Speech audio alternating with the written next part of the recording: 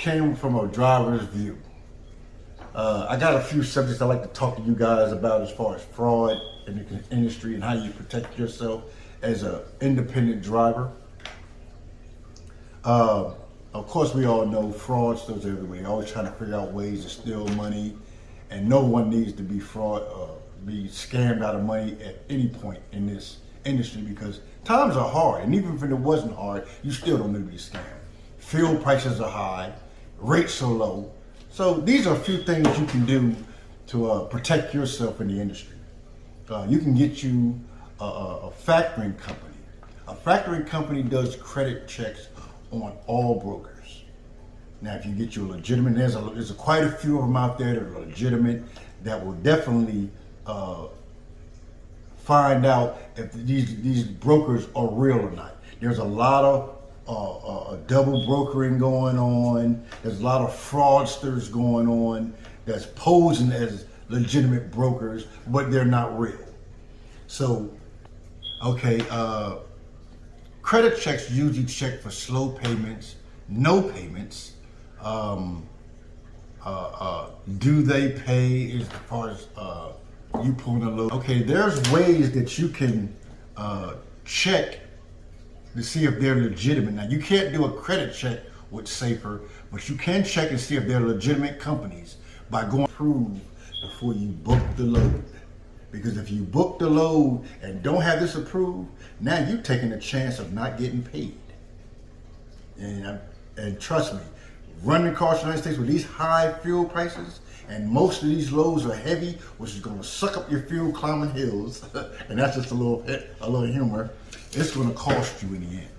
So please, guys, get a credit check, see who's legit. The ones that aren't legit, don't mess with them. If they're not approved by your factoring company, trust me, do not pull. I don't care what they offer you for the load, because there's a chance that they ain't going to pay you. And you ran halfway across America for free. Double brokering, and this is a tricky subject here.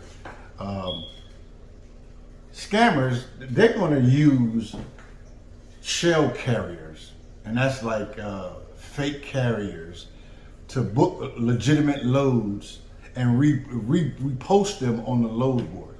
Things to look out for is to make sure that your company name is on there, the original on the paperwork, and make sure the original broker and his authority number is on there too. Because if it's a second authority on there, it's going to be two different broker numbers on there, and those are things you need to look out for. And please make sure that your company authority is on the paperwork too, along with the original broker, because these second brokers, they'll repost it and they try to get the load moved for a lot cheaper or for free. That's where they be getting you at. Okay, like I said, always check check the credit before you book a load. You know, try not to pull cheap freight. I mean, anything that's under $1.50, $2 a mile, that's considered cheap freight. And that seemed like what everybody's trying to move freight for. And if that's your bottom line, if all you can afford for you new cats, that's really no money. And in no time, you're going to be broke. You're going to go bankrupt. Your business is going to go under because you can't afford to pay the truck bill. You can't afford to pay the fuel. You can't afford to pay your insurance. It's going to really owner operators and the new and older. I want to talk about these dispatching companies that so quick to call you to give you so much freight in these hard times, claiming they can give you $8,000, $9,000 a week in these very hard times. That's not true. Don't believe everything you hear. All they're interested in is getting you in so they can make money off you. Now, there are a lot of really good dispatching companies, and they shouldn't get no more than 3 to 5% of your money. And believe me, that's well worth it. Because if you're sitting, there's no reason you should be sitting with a dispatching company. They should be looking for loads in advance for you to find you freight to keep your truck moving. If they ain't doing that, you need to get rid of them, because time is money.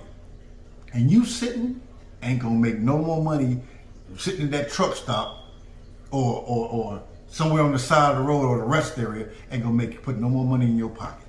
You really need to pay attention to some of these, and don't just hire any dispatching company. Some of these guys come out of McDonald's or came out off the street or something and decide they want to become a dispatcher, and they run you way out west somewhere, but they ain't playing you a load coming back. Now you stuck out there for a day or two losing money because your dispatcher did a poor job.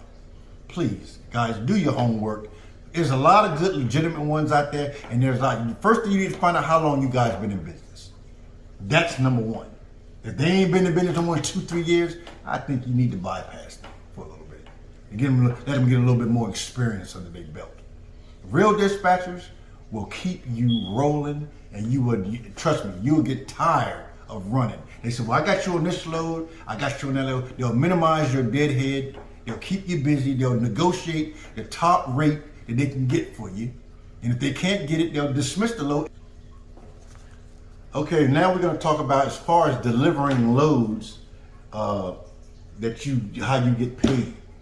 You gotta have them sign the bill of lading for the freight that you haul. If you don't have any bill of ladings, please stop by the truck stop and pick you up some blank bill of ladings that you can keep in your truck at all times. As far as being paid, you got to make sure they sign it, and even if they don't date it, please, drivers, date it yourself. Put the date on there after they sign it. Put the date on there that you delivered the load, so there's no mix-up that they signed it. Send it into your factoring company, which I normally take a picture of it and email it into my factoring company, and that's how I get paid.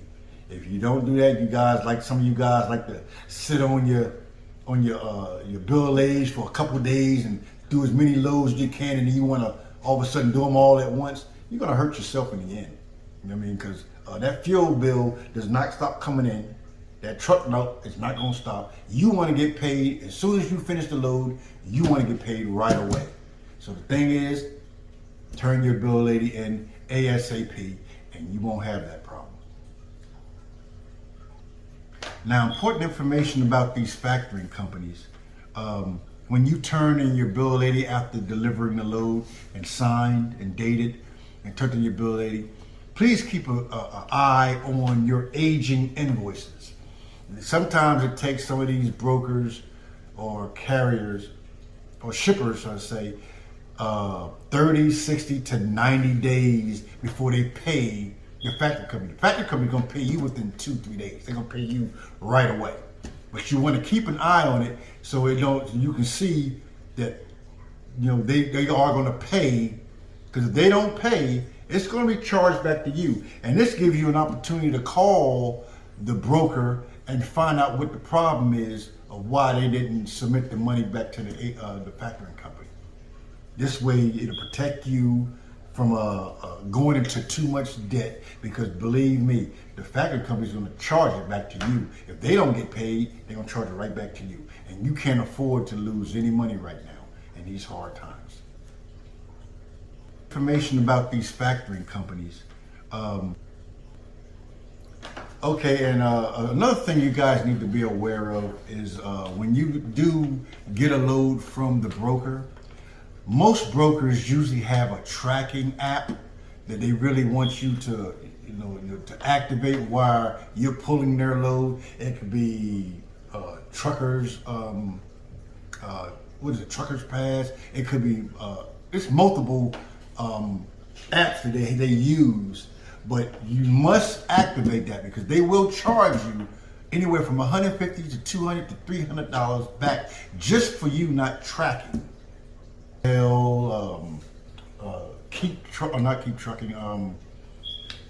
What's the one? Truckers Tools, and quite a few other ones. Ford Kites, that's another good one.